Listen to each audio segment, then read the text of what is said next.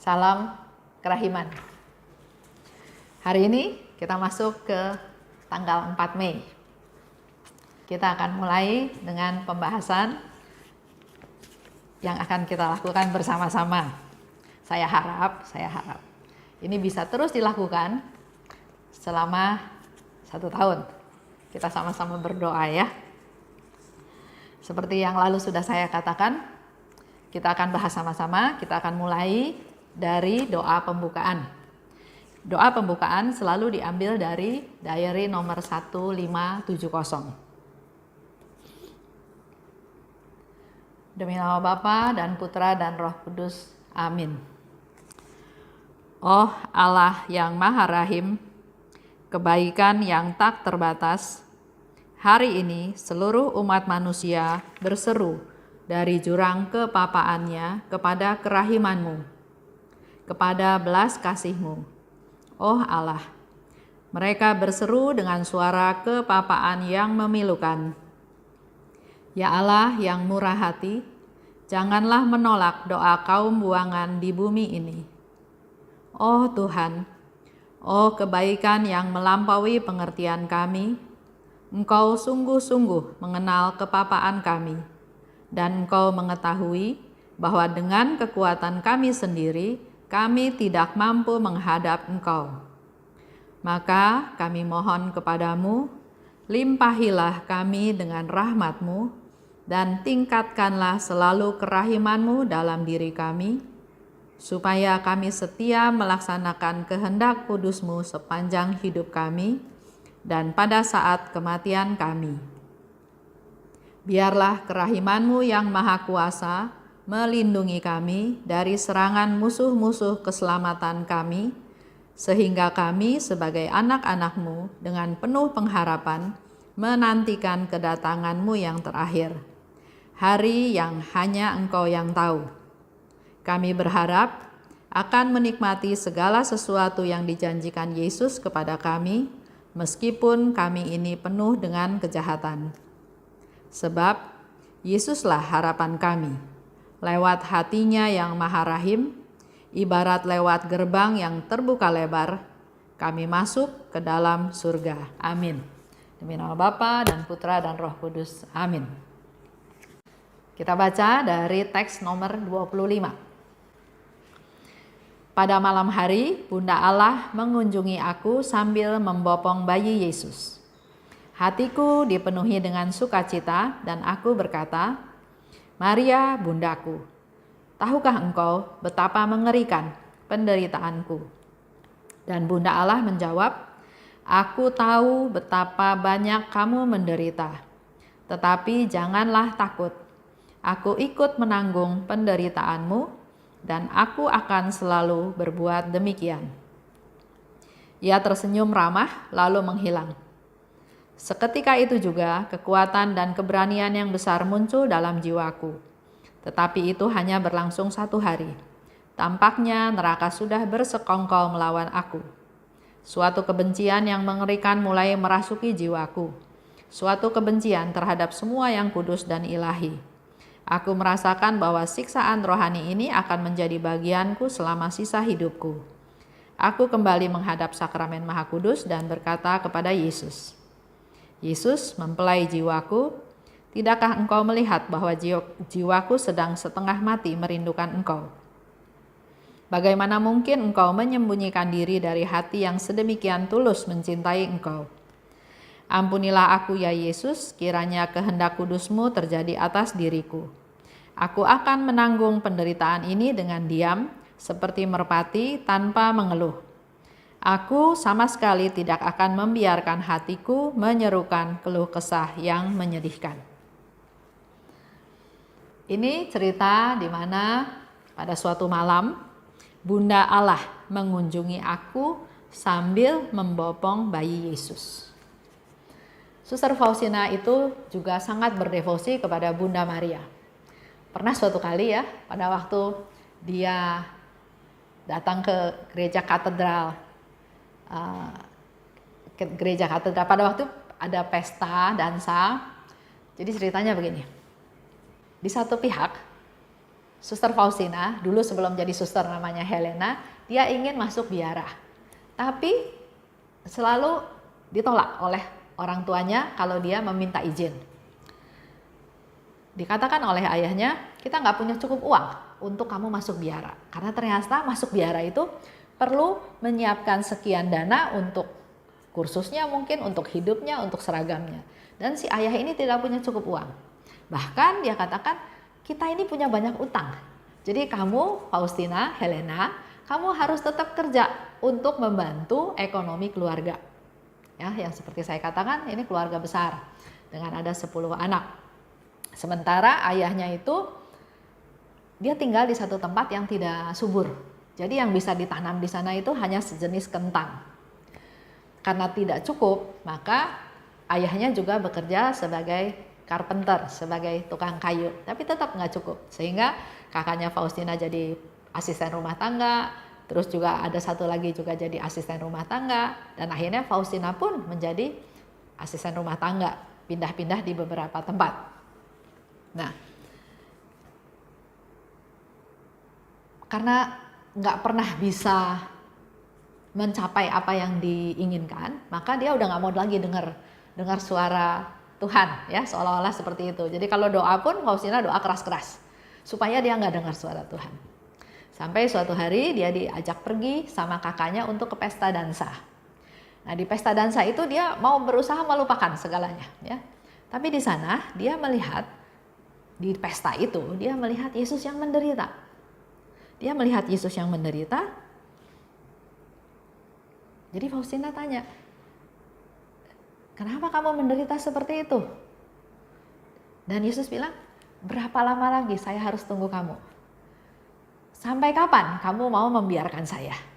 Di situ Faustina merasakan, saya tergerak ya. Dia langsung pergi dari pesta itu, dia pergi ke gereja. Ya, gereja. Karena memang pesta itu diadakan di samping gereja. Saya pernah ke sana, di sana memang ada katedral ya. Jadi dari pesta itu dia lari masuk ke dalam gereja, dia nggak peduli ada beberapa orang di dalam gereja, dia masuk dan dia berlutut menyembah di depan altar. Di situ dia mendengar suara Yesus katakan, pergi ke Warsawa, masuk biara. Masuk biara di Warsawa. Dia langsung, pada saat itu juga dia langsung mengambil keputusan, dia harus pergi ke Warsawa dan masuk biara. Dia pakai baju saja yang dipakai, baju-baju yang lain dia tinggalkan untuk dikirim ke rumahnya. Karena memang keluarga Suster Faustina itu keluarga yang sangat miskin. Dia pergi naik kereta api, begitu mau sampai Warsawa, dia baru bingung, mau kemana ini? Dan karena dia berdevosi kepada Bunda Maria, dia berdoa pada Bunda Maria, mohon pertolongan Bunda Maria, dan di situ Bunda Maria memberikan arahan, dan ternyata apa yang dikatakan oleh Bunda Maria adalah sesuai dengan apa yang dia alami, sampai akhirnya dia bisa tinggal di satu tempat. Ya. Nah, di sini saya mau cerita juga bahwa relasinya Suster Faustina dengan Bunda Maria itu sangat dekat, sehingga di sini dikatakan pada malam hari Bunda Allah mengunjungi aku sambil membopong bayi Yesus. Hatiku dipenuhi sukacita. Otomatis ya, kita juga kalau didatengin Bunda Maria penuh dengan sukacita. Dan dia bilang, Maria, kamu tahu nggak? Saya itu mengalami penderitaan yang mengerikan. Dan di situ Bunda Allah menjawab, aku tahu betapa banyak kamu menderita. Tetapi janganlah takut. Aku ikut menanggung penderitaanmu dan aku akan selalu berbuat demikian. Lihat ya. Dengan mengalami suatu penderitaan, Bunda Maria memberikan satu konfirmasi bahwa aku juga ikut menderita, menanggung penderitaanmu, dan aku akan selalu berbuat demikian. Kita juga berdevosi ya kepada Bunda Maria. Kita berdoa, selalu kita minta Bunda Maria berdoa syafaat untuk kami, untuk keluarga kami, untuk masalah ini, masalah itu. Kita ingat juga peristiwa di Kana. Bunda Maria peka, walaupun kita nggak berdoa, di sini tidak dikatakan Faustina panggil Bunda Maria, tapi Bunda Maria datang. Ya, Bunda Maria itu sangat peka. Dia ibu, betul-betul ibu yang peduli pada anak-anaknya. Apalagi kalau kita ingat, Yesus katakan waktu di atas salib, dia katakan, "Ibu, ini anak-anakmu." Waktu dia disalib. Bahkan kepada Yohanes dia katakan, "Ini ibumu." Ya. Yesus memberikan ibunya kepada kita semua. Dan sebagai seorang ibu, dia sangat peduli kepada kita semua. Kita atau saya, seorang ibu, saya punya anak 3. Kalau misalnya ada anak salah satu sakit, pasti si ibu ini lebih perhatian kepada yang sakit daripada yang sehat. Nah, di sini kita lagi susah, kita lagi menderita. Tanpa dipanggil, Bunda Maria datang karena sudah ada satu relasi di antara mereka berdua. Bahkan datang enggak Bunda Maria aja, dia bawa bayi Yesus. Datang dan membuat Faustina sukacita. Dan yang lebih sukacitanya lagi bukan hanya Bunda Maria datang saja, tapi dia bilang, "Aku ikut menanggung. Engkau menderita, aku juga menderita. Engkau anakku, engkau sakit, aku juga menderita sakit. Aku juga ikut menanggung. Tapi bukan hanya ini aja. Dan aku akan selalu berbuat demikian." Kembali lagi poinnya adalah percaya. Percaya enggak? Ya. Di sana dikatakan oleh Suster Faustina bahwa dengan Bunda Maria datang, dia bersukacita. Ini pun boleh menjadi satu contoh, satu refleksi pada kita semua. Bagaimana kehidupan saya, relasi saya dengan Bunda Maria. Apakah relasinya cukup baik, dekat, atau suam-suam kuku, atau tidak ada relasi? Dalam hal ini kita belajar dari Suster Faustina. Saya mau cerita sedikit dulu. Sebelum saya berdevosi kepada kerahiman ilahi, saya dan suami saya adalah seorang Katolik yang biasa. Artinya seminggu sekali ke gereja. Ya sudah, selesai. Tidak ada hal-hal lain lagi yang dilakukan. Tapi setelah berdevosi kepada kerahiman ilahi, kami berdua jadi rajin pergi ke misa pagi setiap pagi. Ikut novena Hati Kudus Yesus. Datang ke misa Jumat pertama. Ikut dalam novena Jalan Salib. Berdoa rosario.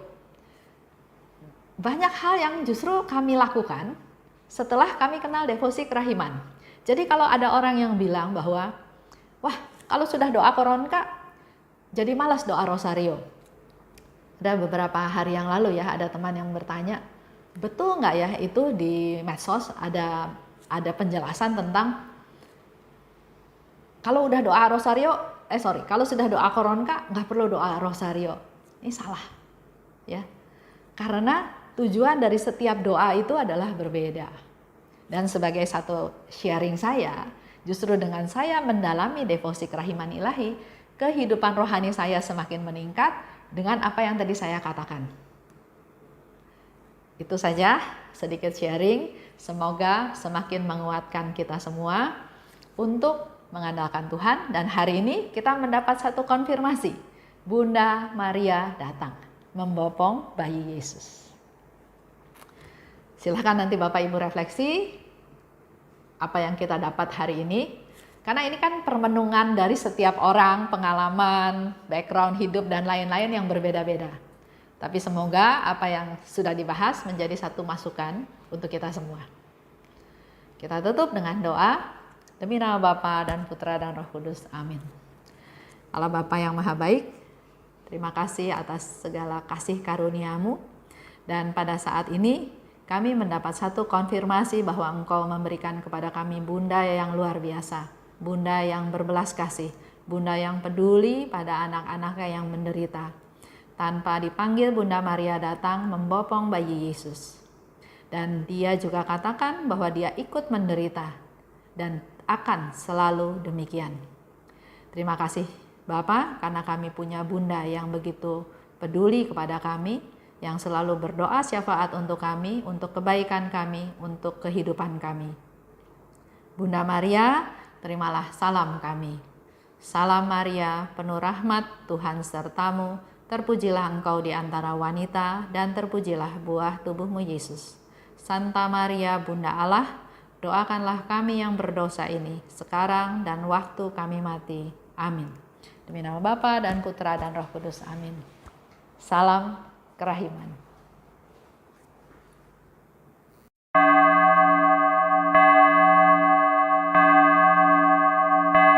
Hatiku